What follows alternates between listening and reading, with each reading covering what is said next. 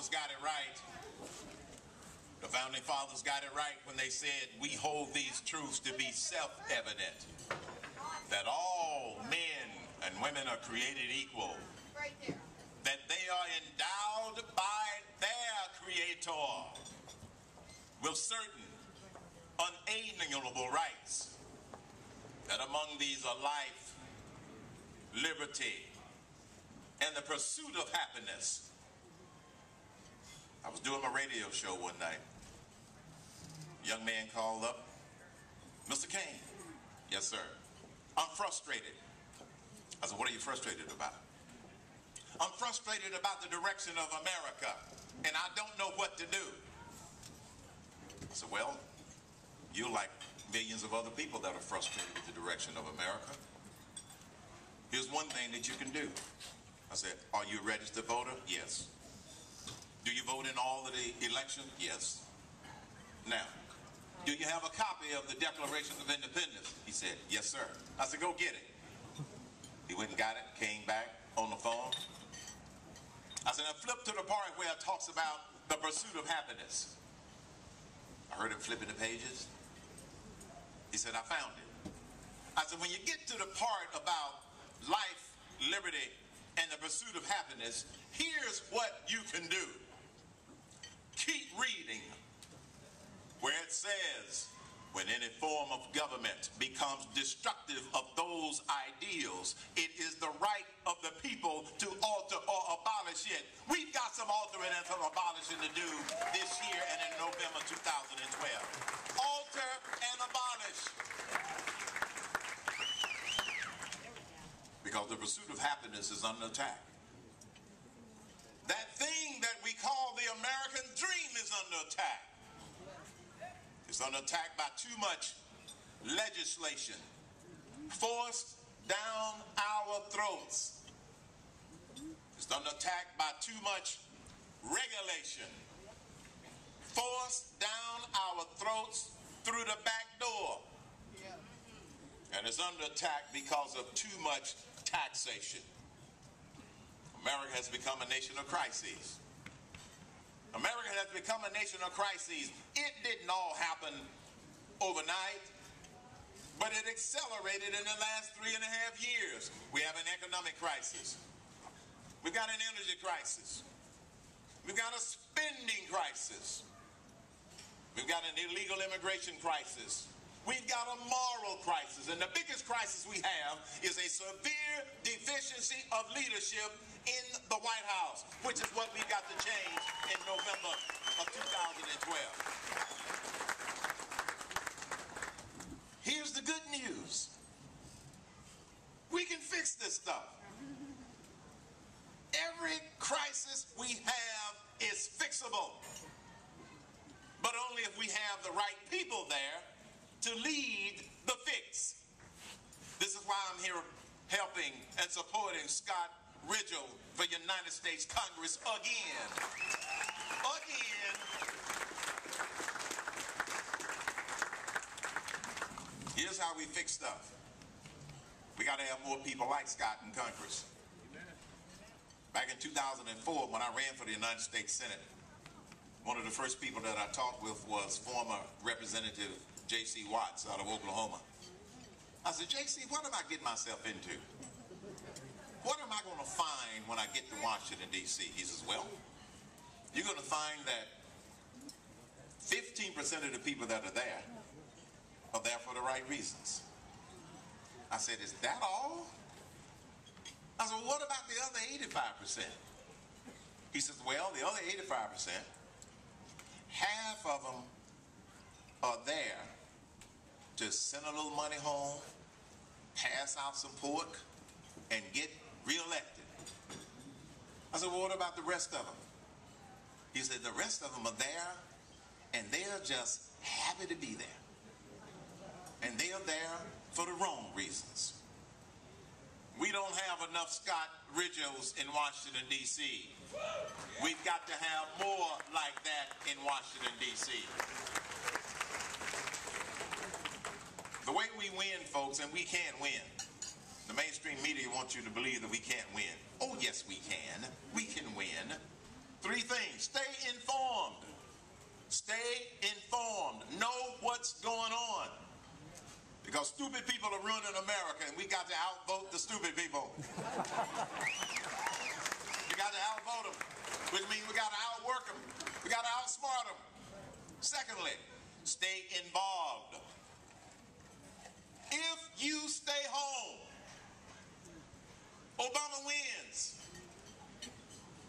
I hear from too many people who say, my favorite candidate didn't get the nomination. Well, my favorite candidate didn't get the nomination. Me. But I ain't mad. Keep your eye on the prize. And the prize is to change the occupant of the White House. Don't lose sight of that. Don't lose sight. Stay involved. And as the great philosopher Emerald Lagasse said, kick it up a notch. One of the things that I enjoyed about the campaign was messing with the press. I had a reporter come up to me and say, Mr. Cain, Emerald Lagasse was not a philosopher. I said, what journalism school did you go to? I know that. It was a joke. They don't have, many of them don't have a sense of humor. You have to stay involved. You got to kick it up a notch. A lot of people thought that since I was out of the race for the position of president, that I was going to go away, be quiet, shut up and sit down. No. I decided to stay involved because I am still on a mission, and that's the same mission that you are on, and that's the same mission that we all are on, because we will not allow the United States of America to become the United States of Europe. Not on our watch.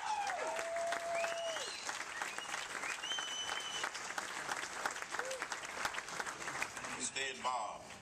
Thirdly, stay inspired. You see, they want you to believe that we can't do this.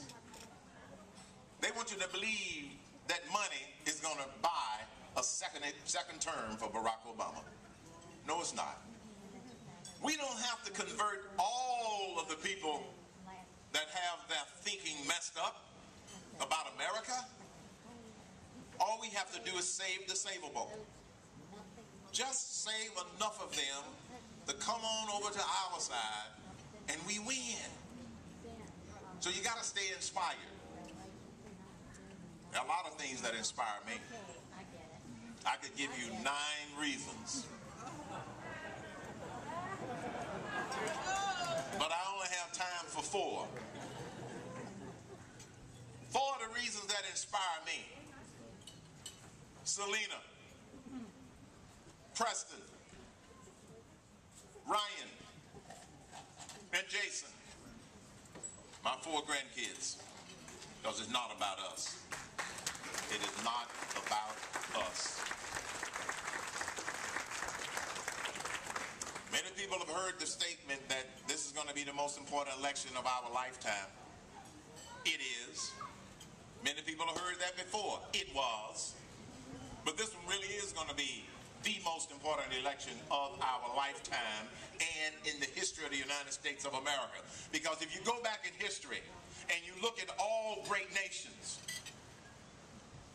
the British Empire, the Roman Empire, the Russian Empire, if you look at all great nations in history and you look at why they ultimately failed, they all failed for the same reasons.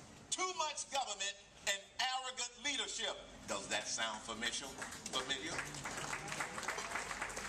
That's why this election is going to be the most critical one in our lifetime. So we have to stay inspired. We're not going to get another chance.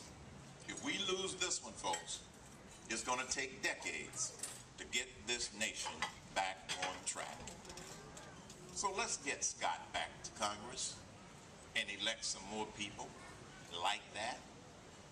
And let's stay involved, not just before the election, not just on election day, but after election day. And I'm reminded, and I'll close with something that Dr. Benjamin E. Mays, the late president of Morehouse College, used to challenge the young men with when I was a student there.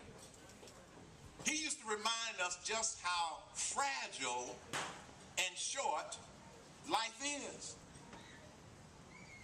Back in 2006, I was diagnosed with stage 4 cancer. I had cancer in my colon, cancer in my liver, and Reverend, they had to take out 70% of my colon and, no, 70% of my liver, 70, and 30% of my colon. And when the doctor said, I'm going to take out 70% of your liver, I said, that only leaves 30%. He said, that's right. I said, Doc, can you live off of a sliver of liver? He said, yes, because it grows back. I said, well, what are my chances after surgery? And also going through another 2 months of intensive chemotherapy. He said, you got about a 30% chance of survival. So that means I got a 70% chance of not surviving. He said, that's right. I said, Doc, I'm going to be in the 30% that's going to survive. He said, if I had more people with your attitude, I could save more lives. That was 6 years ago, and I'm totally cancer-free, thanks to the grace of God Almighty.